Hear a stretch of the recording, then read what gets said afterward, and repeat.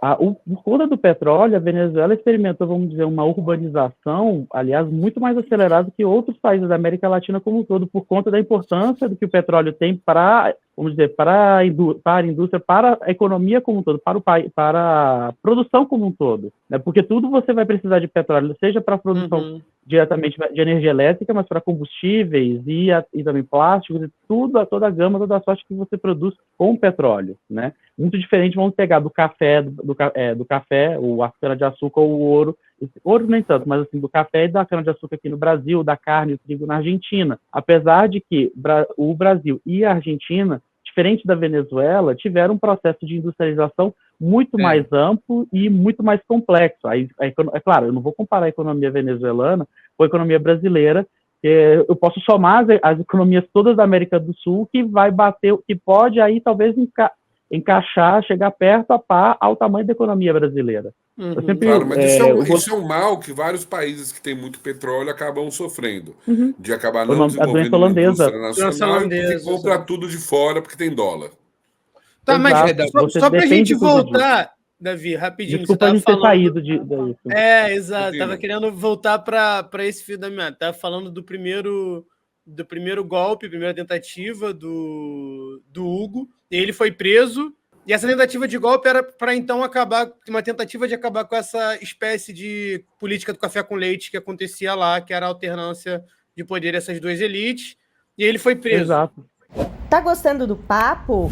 Então se inscreve no canal, ativa o sininho para não perder nada e se puder, ajuda a gente fazendo um Pix. Muito obrigada! Exato, foi preso e pouco tempo depois o próprio presidente, se não me engano, era o Rafael Caldeira já, ele o perdoou, porque o Chávez conseguiu uma popularidade tremenda porque a população se identificou com ele, via nele, ele é um homem que está fazendo ação. É claro, tem a questão da figura do homem macho latino-americano, isso, e também como um caudilho, até porque é um militar que vem das baixas patentes, e também muito importante, ele não é branco europeu. Você tem a população mais pobre de mestiça, principalmente com a população indígena e com a população de origem africana, na Venezuela. Não nos esqueçamos que a Venezuela é um país multiétnico, multicultural, com uma grande população de origem africana, por conta do trabalho escravizado. A Venezuela é Colômbia, isso fica muito evidente.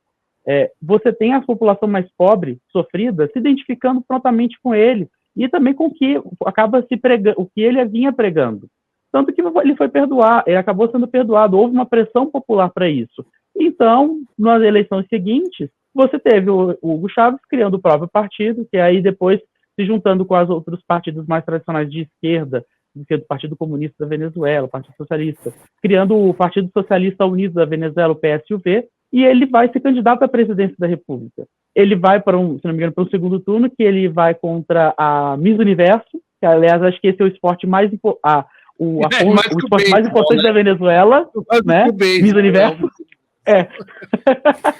Né?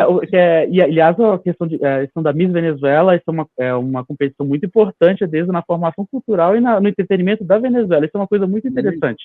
Parênteses feito a mais. E é claro, o Chávez ganhou. E aí ele convocou uma Assembleia Constituinte, fez uma baita mudança constitucional, criação de 5 poderes, né, além do executivo, legislativo, judiciário, poder eleitoral, poder popular. Ele fez uma série de mais do que reformas, é um caráter quase que revolucionário mesmo, a ponto de colocar esse movimento do socialismo do século XXI.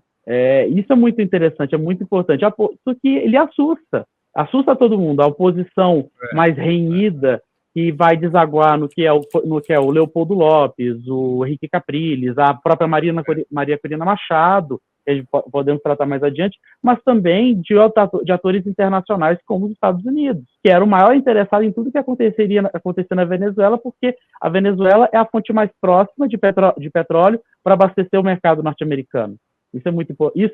Tudo que acontece ali importa, incomoda. E qualquer governante que busque proximidade do grande espinho, né, dessa grande pedra no sapato dos Estados Unidos, que é, por exemplo, representa Cuba e o próprio regime castrista, que foi para onde Chávez foi encaminhando, buscou muita influência, buscou a ser influenciado e aproximar-se, se tornou um pesadelo, se tornou o melhor espantalho possível depois que, principalmente quando o Fidel Castro e os irmãos Castro também foram se colocando para fora de cena. E a própria economia cubana indo para o vinagre no período especial nos anos 90, com o fim da União Soviética. E aí, no final dos anos 90, Cuba se desfazendo economicamente, e você tem um cara um militar popular se coloca numa visão de esquerda, ascendendo na América Latina e gritando contra os Estados Unidos. Tem aquela cena icônica do próprio Hugo Chávez, quando ele vai para a Assembleia Geral da ONU,